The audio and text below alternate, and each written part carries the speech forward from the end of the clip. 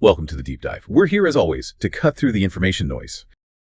Today, we're really trying to pull out the key strategy for, well, thriving in this age of AI. Yeah, and it's a big question. We're looking at this new philosophy kind of centered around podcastlistening.com and its whole ecosystem. Right, and the focus is on mastering what they argue is the fundamental skill for the future. It's super relevant, because the tech moves so fast. What we're seeing here is it's really an attempt to answer that big meta question. If AI can do all this task stuff, data processing, what's the most valuable thing left for us humans to do? Exactly. And the core argument they're making, it lines up with what we're hearing from some pretty big names. Demis Hassabis, the CEO of Google DeepMind. He basically identified the number one skill as learning how to learn.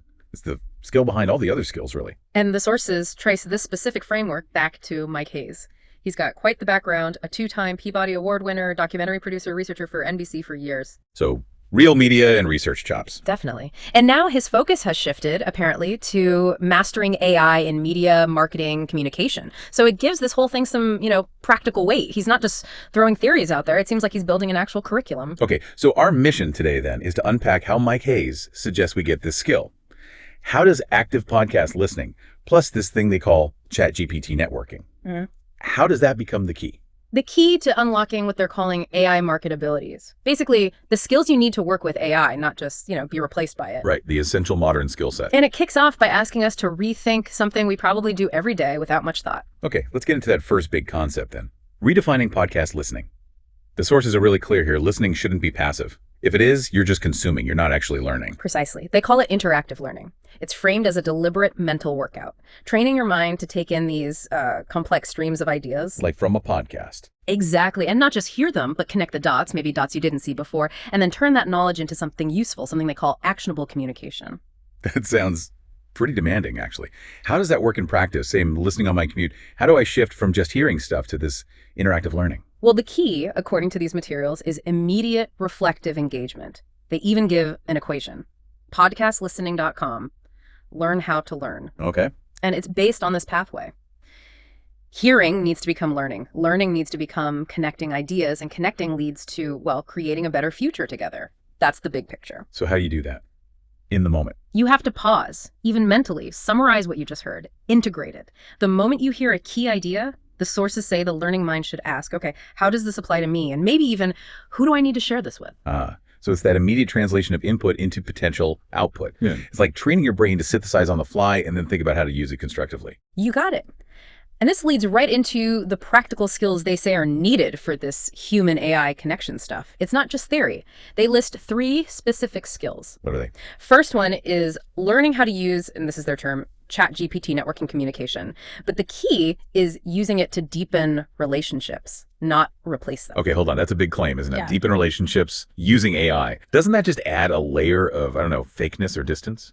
It does sound like it initially, but the argument in the sources is kind of the opposite. They suggest the real block in networking isn't that people don't want to connect. It's often lack of time or not knowing exactly what to say or just dropping the ball on follow-up. Okay. So by mastering AI communication, you use something like ChatGPT to, say, quickly process your notes from a meeting, pull out the key takeaways, maybe draft a really specific personalized follow-up email. Or even generate thoughtful questions for the next time you talk, not just generic stuff. Exactly that. So the AI becomes this sophisticated assistant for the communication logistics. It handles the organizational heavy lifting. I see. So it frees up your own mental energy to be fully present and hopefully more authentic when you're actually talking to the person. Right. The AI handles the mechanics so the human can focus on the actual connection. That's the idea. Making your interactions potentially more thoughtful, less surface level.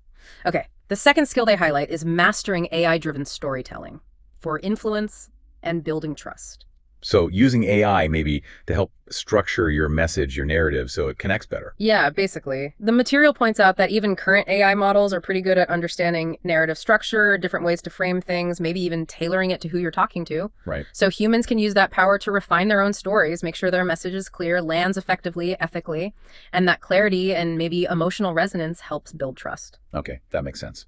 And the third skill, you said there were 3. The third one, and this one I find really interesting too, is practicing what they call courageous hospitality. Courageous hospitality, what does that mean? It's defined as the ability to connect heart to heart, even when you disagree with someone, maybe especially when you disagree. Wow, okay. That's aiming high. It really is. It feels like an antidote to all the polarization and filter bubbles, right? It suggests that real leadership, especially now with AI in the mix, isn't just about being the fastest or smartest. It's about having the The courage to genuinely engage with someone who sees the world differently. Not to win, but just to understand. Exactly. To understand with empathy. That's the hospitality part, I guess. Welcoming the person, even if you don't welcome their viewpoint. That phrase, courageous hospitality, it sticks because it really acknowledges the emotional risk involved in genuine connection. It's choosing the relationship over being right. Which feels crucial if we're trying to use AI tools for communication, where the temptation might be just to optimize for efficiency or persuasion, Yeah, absolutely. And this ties right back to the mission statement they cite from my case. Right, which is to help people connect, agree, and even disagree better through ChatGPT networking and podcast listening, keeping communication human and heart-centered in the age of AI. Human and heart-centered. It really seems like the view here is that the tech is just a tool, a powerful one, but its best use is enabling us to focus on what only humans can do.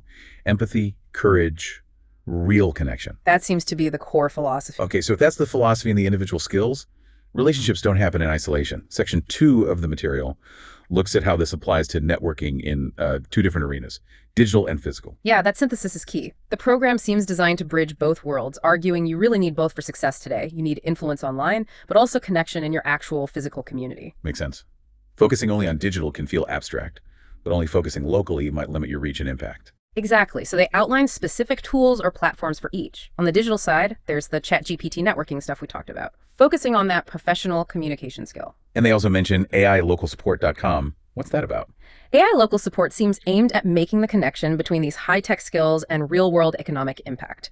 It's about using online engagement, maybe AI marketing tools, to actually drive local business growth. Okay. So grounding the AI skills in tangible community benefit, making sure it helps local commerce. Right.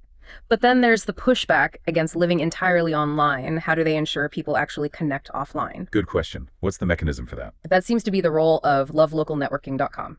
And the sources emphasize this isn't another online platform. It's about committing to meet in person. So like actual face-to-face meetings. Yeah. It's positioned as the space where you practice that empathy, hone those crucial face-to-face skills, and just stay grounded in real community life. It's where that heart-centered idea gets tested in real time. So you've got the AI communication tools online, the local economic application, and then this dedicated space for physical practice. Where does all this learning come together? Is there a central hub? There is. They call it AISupercampus.com. It's described as a global learning hub. And importantly, the sources say it's free. Free, yeah. Yeah.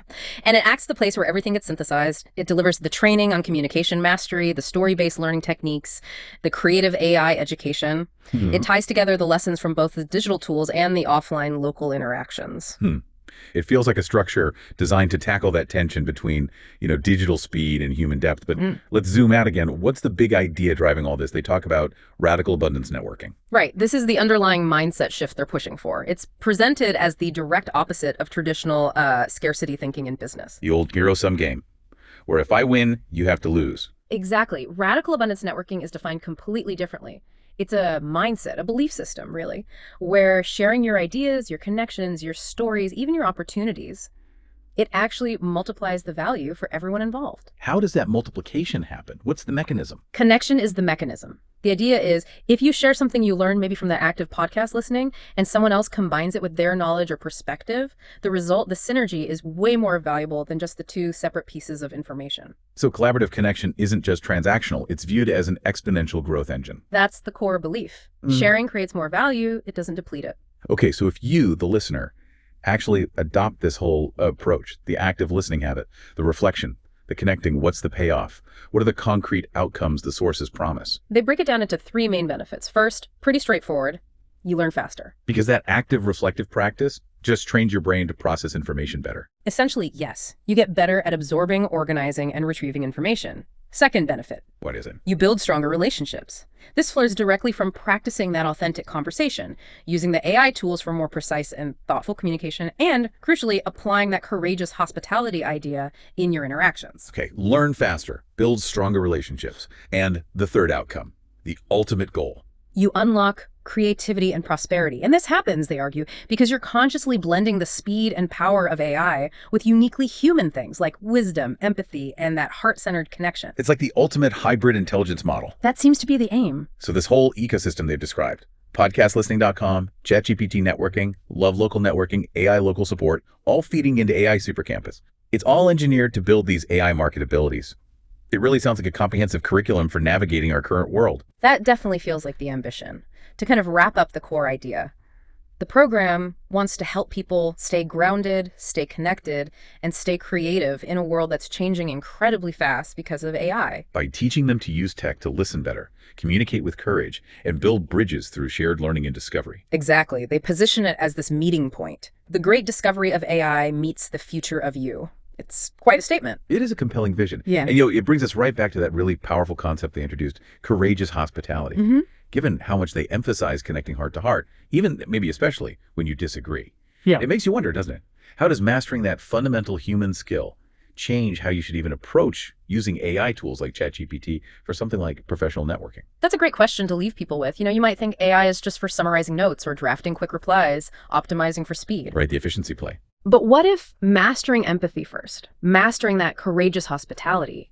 What if that lets you prompt the AI differently, communicate with the technology in a way that actually helps you generate communication that, asks better questions, shows deeper insight? Instead of just automating shallow interactions, could it actually help you craft communication that genuinely deepens a relationship because you brought the human heart and courage to the process first? Exactly. Does mastering the human side unlock a higher potential in the AI tool itself?